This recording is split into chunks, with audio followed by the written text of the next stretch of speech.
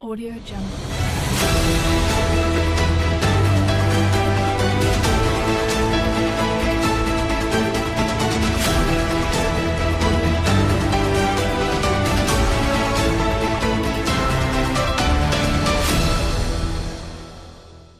Halo, selamat siang pemirsa. Apa kabar Anda hari ini?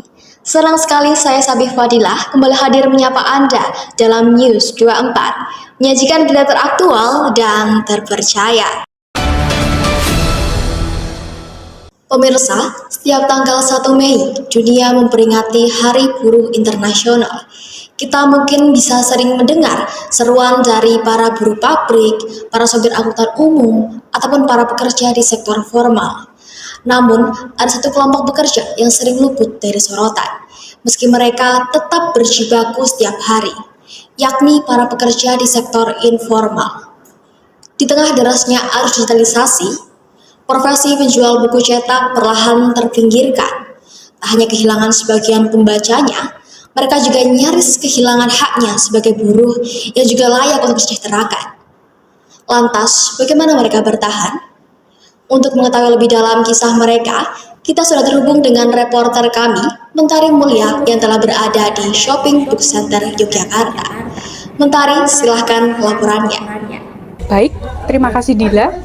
Pemirsa, saat ini saya sedang berada di Shopping Book Center Yogyakarta, tempat yang masih menjadi salah satu titik aktivitas pekerja sektor informal. Salah satunya adalah penjual buku yang masih setia menggantung hidupnya pada tumpukan buku cetak. Dan saat ini, saya akan mengajak Anda untuk mencoba berbincang dengan salah satu penjual buku. Mari.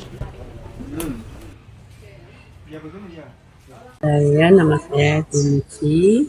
Pekerjaan saya karyawan di sini, kerja sejak tahun 1990. Biasanya toko ini buka dari jam berapa ya, Bu? Biasanya buka, kalau dulu tuh pagi, Mbak. Dulu tuh dari jam 7 sampai malam, Sampai malam. jam setengah 9, sampai jam 9, karena dulu kan rame ya. Iya. Kalau sekarang tuh paling dari jam 8 gitu udah sampai setengah 5, jam 5 lah paling. Oh, iya. Udah tutup. Dari pagi sampai malam pun sebenarnya boleh. Tapi karena sekarang ini sejak pandemi itu kan udah mulai sepi, nah itu juga kita buka sampai sore itu juga sepi, jadi kita mending pulang sampai nunggu pembeli. Sekarang mahasiswa juga udah minat baca ke buku itu juga udah berkurang, mungkin karena sudah ada online. Iya. Ada nggak sih kendala yang Ibu jalani dalam proses penjual buku sampai sekarang? Iya, ada.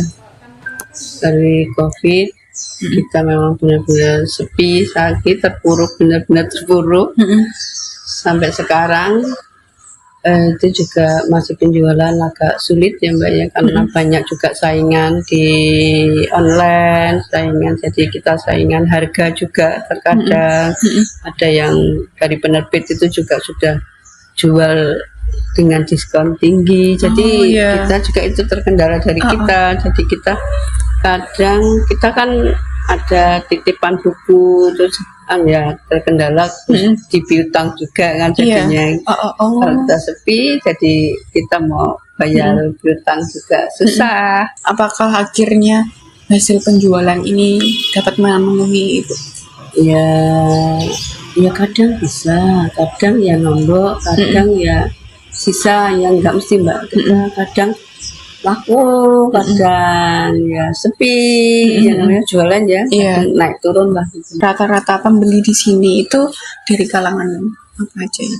Rata-rata pembeli itu ya mahasiswa, ada anak-anak juga. Kita kan ada di belakang itu juga anak-anak, kadang dari TK, SMP, novel, kita juga kan ada novel sastra juga. Terus mahasiswa, ya dosen.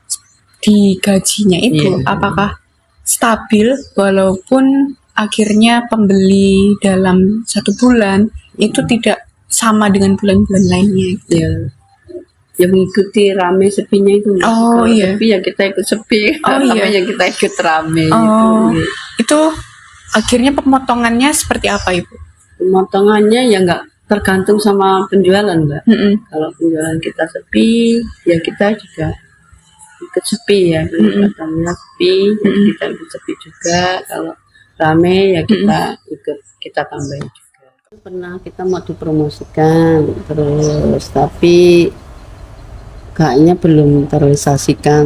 Ya kemungkinan mungkin di tahun depan mungkin kita mau dipromosikan lagi, mungkin kita mau dibuat lebih nyaman, mungkin lebih baik lagi lah dari sekarang.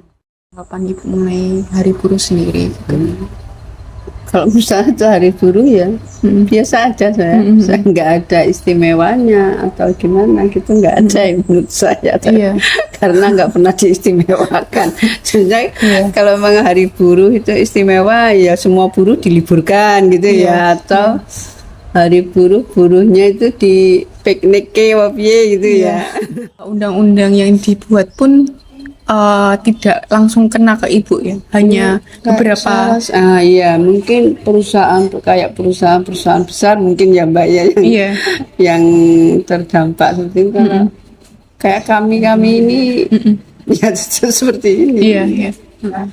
Ibu mengenai penjualan Ibu dan atau untuk para pembeli di sini. Ya harapan saya sih kayak mahasiswa itu gercep lagi baca bukunya, kita bisa hidup kembali, maksudnya udah suka lagi untuk membaca buku. Kayaknya kalau e-book itu juga kurang ya Mbak, kadang kan itu malah merusak mata, dipegel juga. Saya rasa kalau bisa kita kembali ke buku lagi. Seperti dulu. Terima kasih Ibu. Perkenalan dulu, dari mana, namanya siapa? Saya Sahban Ahmad Wirawan, saya dari Kulon Progo. Saya Wisnu Adrian, saya dari Sleman. Saya juga pelajar. Ini kalian di shopping lagi cari apa? Lagi cari buku novel. Apa kalau boleh tahu? Kalau aku cari punyanya Leila. Leila, apa itu? Laut bercerita? Iya. Oh, Kalau Masnya? saya juga Leila, tapi cari yang namaku Alam. Kenapa akhirnya cari di shopping ini? Aku cuma coba-coba nyari yang bekas sih Kak. Saya juga pernah kesini terus cari yang bekas dan murah. Aku juga diajak ini karena Oke. Shopping sendiri menurut kalian apakah sudah baik untuk salah satu fasilitas mengakses beli buku gitu daripada di toko-toko buku yang besar gitu? Iya sih Kak. Soalnya saya lihat di sini juga fasilitasnya lengkap banget. Banyak toko bukunya, terus koleksi bukunya juga lebih lengkap daripada toko buku biasanya. Terus juga buat fasilitas bukunya juga cukup bagus. Banyak kursi buat duduk kalau capek. Terus juga banyak wastafel, terus kamar mandinya juga ada di sana. Terus paketnya juga luas. kalau dari aku sendiri walaupun tempatnya nggak ada kipas tapi tetap dingin kok karena ya banyak pohon-pohon gitu. Kalian tahu nggak sih kemarin tanggal 1 Mei adalah Hari Buruh? Boleh tanya mengenai tanggapan kalian untuk Hari Buruh itu sendiri? Hari Buruh. Mungkin tahu nggak sih Hari Buruh itu apa gitu? Kan kemarin juga ada mahasiswa yang demo gitu kan untuk menyampaikan suara. Kalau itu kebetulan aku nggak ngikutin berita yang demo-demo itu. Kalau di Buruh juga paling cuma tahu tentang dasarnya aja sih. Buat nggak tahu ini sotoy aja. Tapi kayaknya buat menghormati para buruh kerja di pabrik itu kali ya Mbak. Kayaknya. Nggak tahu sih, nggak tahu saya. Iya nggak apa-apa. Kalau aku kayak Hari Buruh itu ya alternatif itu buat menyampaikan suara masyarakat gitu. Kalau yang kalian amati nih, para buruh di Indonesia itu sudah sejahtera belum dengan peraturan pemerintah yang udah dibuat dan sebagainya? Tergantung sih Kak, ada beberapa perusahaan yang udah mensejahterakan karyawannya, terus ada beberapa yang belum. Tapi dari pemerintah sendiri, positive thinking, mereka sedang mengupayakan yang terbaik buat masyarakatnya masing-masing. Walaupun ada beberapa kayak kebijakan yang belum pas dan lagi mereka revisi. Oke. Kak. Maaf, sekian laporan saya dari Shopping Book Center Yogyakarta. Saya Mentari melaporkan untuk News 24. Saya kembalikan ke studio. Terima kasih Dila. Baik, terima kasih Mentari atas laporannya. Pemirsa, potret tadi hanya satu dari sekian banyaknya kisah nyata perjuangan para buruh di sektor informal. Mereka menjual buku, jendela ilmu, namun justru terpinggirkan oleh zaman yang serba cepat dan serba digital. Hari Buruh ini menjadi pengingat bahwasannya setiap pekerjaan layak untuk dihargai, termasuk juga mereka yang menjaga literasi di sudut-sudut jalan. Liputan tadi sekaligus mengakhiri perjumpaan kita pada siang hari ini. Saya Sabih Fadilah, mewakili segenap redaksi yang bertugas, pamit undur diri. Terima kasih dan sampai jumpa di News 24 berikutnya.